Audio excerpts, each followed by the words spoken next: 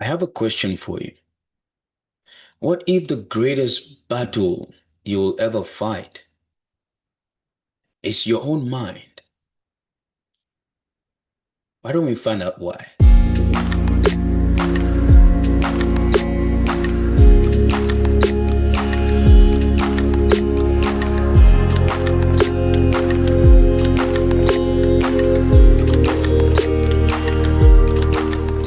Hello, everyone. Welcome to the Proverbial Mind podcast. It is your host again, Samuel.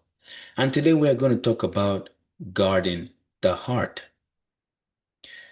Many of you, and so far historically in this podcast, we have spoken a lot about the power of the mind and the heart. Today, I come with a much more practical explanation of the connection of your mind, your heart, and how it can be the greatest battleground you would ever fight beyond any external things that you might think might be greater that fight you. If you would quote from Apostle Paul, whom was one of the greatest apostles in the Christian Bible, saying that the things it desires to do are not the things that it does. But the things he's supposed to do, he's not doing them. Why? Why is it so hard for you to know what to do, the right thing to do, and yet you find yourself not doing it? In this podcast, we are going to get into it.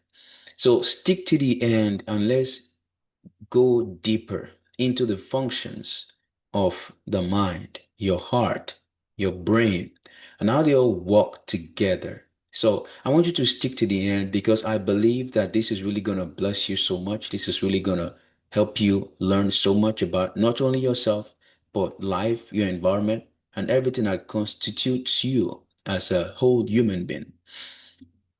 First, let's talk about the mind. The mind is the central processing unit of your body and your entire system being. So, to make this very practical and understandable for you, I'm going to use a computer as an example. You have the physical aspect of the computer, which we call the hardware, and then you have the non-physical part, which is the software. It's not, you can't necessarily feel it and touch it, but it runs your computer, basically. And so think of your brain as the hardware that controls your body. Think of it as, maybe your motherboard, your maybe not graphics card, your eyes is kind of gonna be like maybe your graphics card. And basically just think about it as the hardware of the system that controls everything that has to do with your body. And it is from there that it is there rather that your eyes sense its signals to your skin. Every sense organs you have in your body all communicate to the brain. Somehow you have the central nervous system, you have the peripheral nervous system, which is kind of around your spinal cord. All of those sense organs all sends their input back to the brain, which makes judgment. But what is it in that brain that commands all of these things? What is it in that brain that processes all this information, all these inputs from your eyes, your ears, your taste through your tongue, and then your skins? What processes all of these things? What gives them meaning? That is where the mind comes into place. The mind is like your software. It's like the software that operates your hardware, which is the brain and your body. And just like a computer, you write programs to your computer.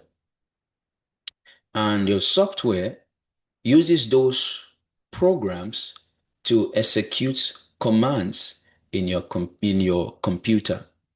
By say, if you press a shift button in your computer, for example, there's a programming in your computer that makes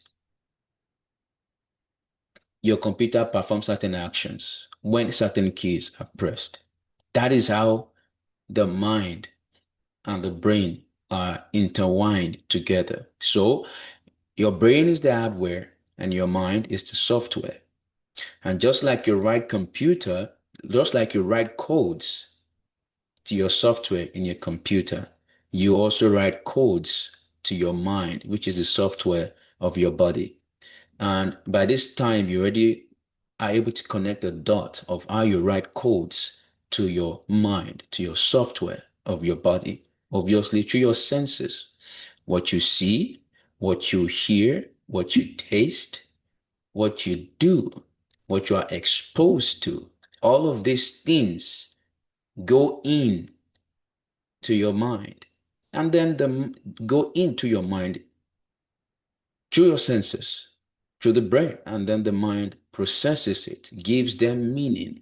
There are different aspects of your brain that processes different things. You have the limbic system, which deals with emotions, which process the fright response, mood, and everything that basically has to do with emotions and non-logical activities. And then you have the prefrontal cortex, which is what you use to do logical thinking, what you use to do cognitive tasks and abilities. And where does the heart come into play? Your heart now is the area, is kind of like a much more deeper level into the mind that is shaped through values, through beliefs, what you call your guts, what you stand for. And even the heart is influenced by your mind. The things that you've processed, your thoughts, your thinking, the things you've learned over time have become so emotionally engraved into you that they have become a belief system. And that belief system registers into your heart as your values, as your principles. Now, that heart then mostly is largely emotionally based, but it is what then influences a lot of your decisions that comes from the principle core beliefs aspect. And your brain most likely, most times, your mind rather, most times represent decisions that comes from logical interface. How does these all things then shape your life? But I want you to look at this scripture from the book of Proverbs. I'm going to read it out. This is Proverbs chapter 4, verses 23. And it says, above all else, guard your heart, for everything you do flow from it. Now we understand the flow from your senses to your mind, and then how your beliefs and everything is shaped, registers into what you can call your heart, and how that influences your decisions and your actions. So, why is this so important?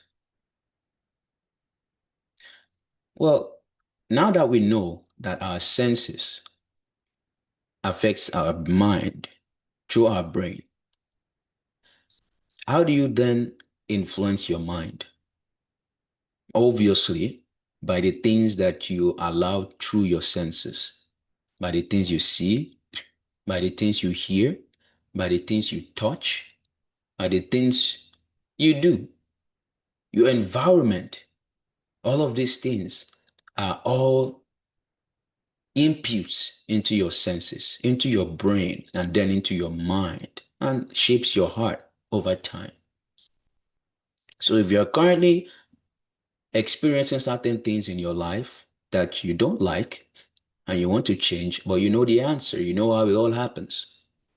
And do not underestimate the power of environment in shaping your mind, and your heart and your belief system. Your environment you see every day is the physical aspect of where you stay or where you reside. It also includes the people. Your environment are inputs into your system, into your mind every day. What you see every day, what you wake up to, what you come back to at night, you wake up to in the morning, you see every day. And here's the power of repetition. The more you repeat something, whether consciously or subconsciously, it's an hard wiring into your mind. You're hardwiring those codes. And then they form neural pathways that then becomes patterns that automatically initiate themselves once they see clues. So your brain is designed to adapt, to recognize patterns.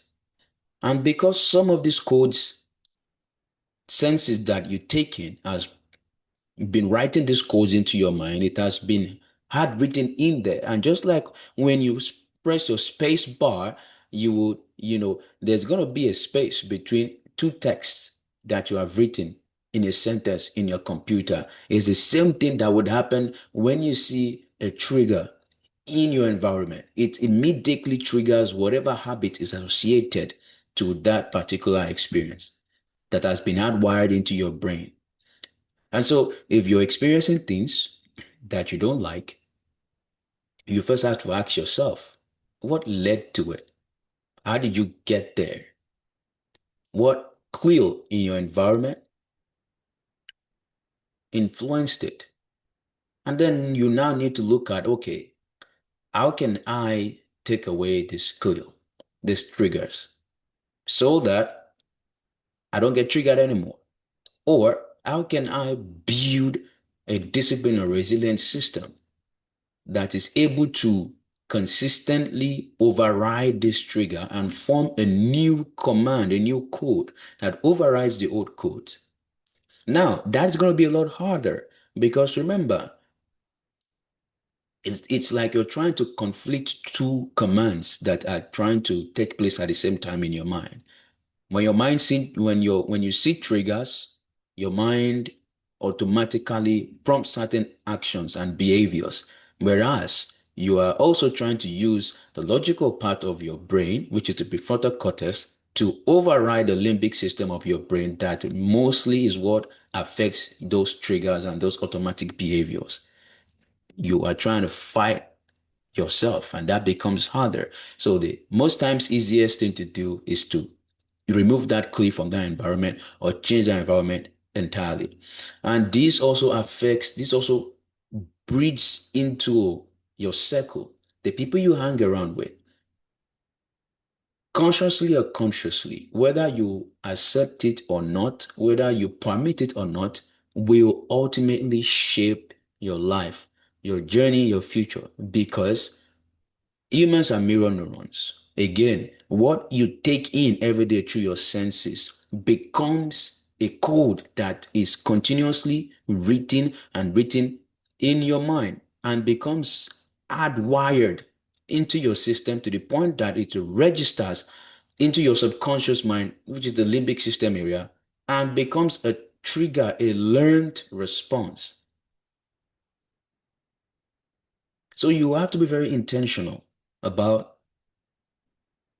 the codes that you're allowed to register in your mind by being intentional about the things you absorb, the things you feel, the things you hear, the things you see, the things you touch, the people you hang around with, the kind of books you read, the things you expose yourself to ultimately shapes your life, shapes your habit, shapes your journey, even without you agreeing to it.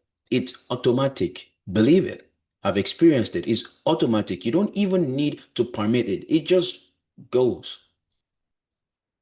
You just find yourself maybe some time later and you realize that, oh, you begin to act like that friend of yours, or you begin to act like that mentor that you trust so much, or you begin to exhibit certain characteristics of maybe that show or that book, whatever it is that you have been you've been consistently consuming and repeating, be very cautious of the things you do.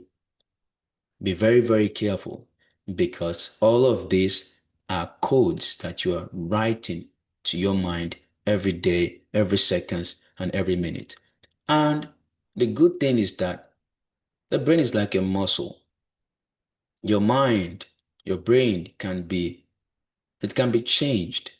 Your mind can really be rewired over and over and over and over again. So it is changeable. And that's the good news. It's not like an hard fix. Although when some neural pathways are formed to the point that they are so strong that it's just like building a security system. There are some security codes that have been built that is almost impossible to hack into them. They are so complex. That is the exact same thing when it's likened to addiction. Addiction is like that code that has been so hardwired that it takes quantum mechanics to actually hack that kind of codes. Like they claim that the Bitcoin code is so sophisticated that you require quantum level mechanism to be able to hack it. Yeah, you can bring yourself to that level depending on how consistently and the time and duration you continue to do certain things or expose yourself to certain environment. Again, you don't have to permit it. It just happens. It takes control because that is how you're designed and wired. So instead of trying to fight a lost battle against your biology, strategically use this knowledge to control the things you can control, which is the things you see, the things you hear, the things you watch, the people you hang around with, the kind of books you read, basically everything that goes into your senses. That is what you can control. But can you really control if the codes get written into your brain and shapes your habit over time? No, sorry, you just can't. That's how the body and mind and brain and everything is designed to operate. But you can control it and cut the tree from the root. That's the easiest thing you can do. So, what have we learned today? We've learned the power of the mind and how your heart is being shaped over time. We've also learned the mechanics, the science behind how your mind formulates patterns through codes that are written by inputs from your senses. And we've also learned what affects your senses. Where does your senses get its inputs from? Basically, your environment, the things you do. You see, you hear, you touch, you feel, you taste. And all of these things are like codes that goes through your brain. And then your mind is the software that controls everything based on the commands that you are receiving from these senses. And over time, it becomes a learned habit, learned response that the moment that clue shows up again, your mind scans the archive and say, okay, there has been a command written that when this happens, this is the response. This is how you break from old habits and build new habits and take control of your life. I hope this blesses you and I hope this helps you. This is the science behind your mind, your brain, and your heart in a short time. I hope I've not bored you too much with the technical details, but I want you to take this information and use it to your own advantage to leverage your environment and everything around you to work for you in helping you to achieve that life that you desire to achieve, that person you desire to be, and that level in life you desire to attain. It all starts from your senses. Because as you have heard from the book of Proverbs, everything in your life is controlled by what goes on here. Period. Even what goes on in here is influenced first by this, because it is from this that you create patterns and values that registers into this, your heart, which then controls backwards what happens here in certain instances that has to do with core beliefs and values. Be very, very intentional about your environment, your life, your circles, and the things you take in. And I pray that the Lord will give you the strength and the might to achieve whatever it is that He has put in your heart for your life and for the world at large. And I pray that He strengthens you always also to be the person whom you're supposed to be, to achieve what you're supposed to achieve in life. And if you're here again for the first time, do not hesitate to hit the notification button to subscribe and like the videos and share it among your friends and family that they may also be blessed from this and use it for their own good and purpose. Also follow us on Instagram.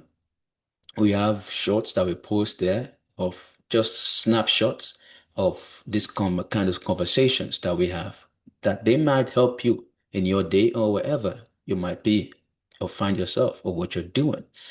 If you have any inquiry, reach out to us at proverbialminds@gmail.com. And until the next one, guys, still blessed. Peace.